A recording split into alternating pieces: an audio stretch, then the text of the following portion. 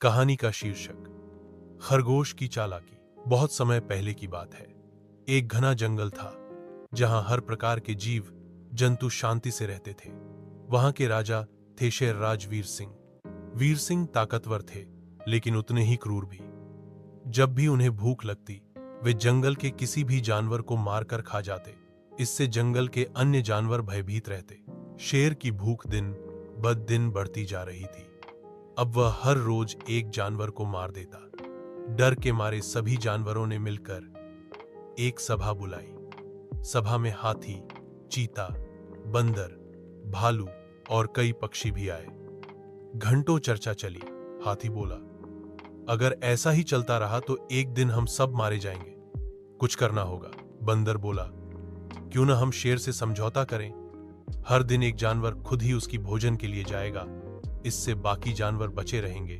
सभी ने प्रस्ताव स्वीकार किया। शेर को समझाया और अगले हे वीर सिंह, हम सभी जानते हैं कि आप हमारे राजा हैं और शक्तिशाली भी।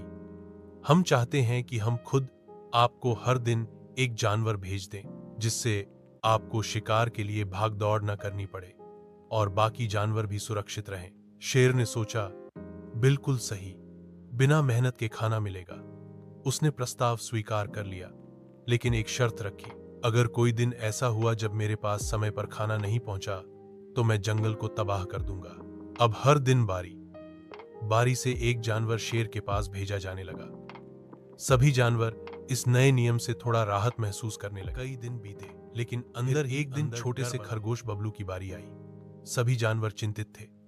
बबलू तो बहुत छोटा है, वह शेर के लिए पर्याप्त भोजन नहीं होगा, और अगर वह समय पर नहीं पहुंचा तो शेर हमें मार डालेगा।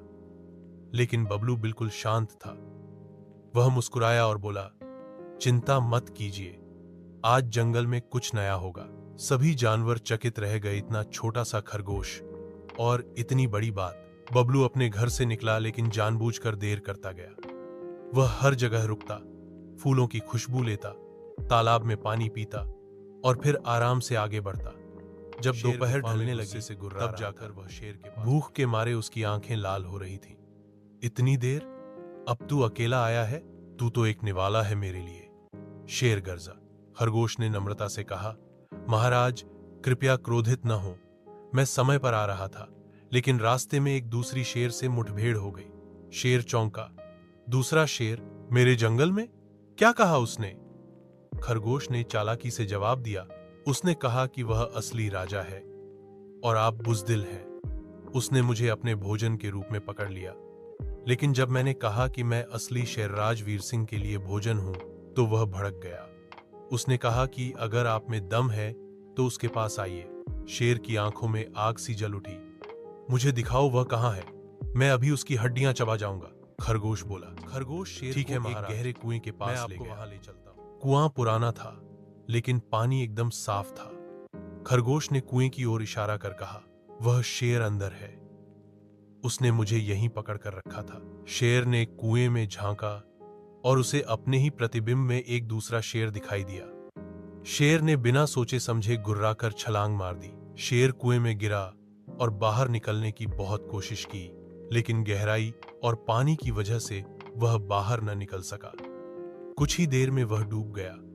खरगोश चुपचाप वापस जंगल गया और सबको सारा किस्सा सुनाया। सभी जानवर खुशी से झूम उठे। उन्होंने बबलू को अपना हीरो घोषित कर दिया।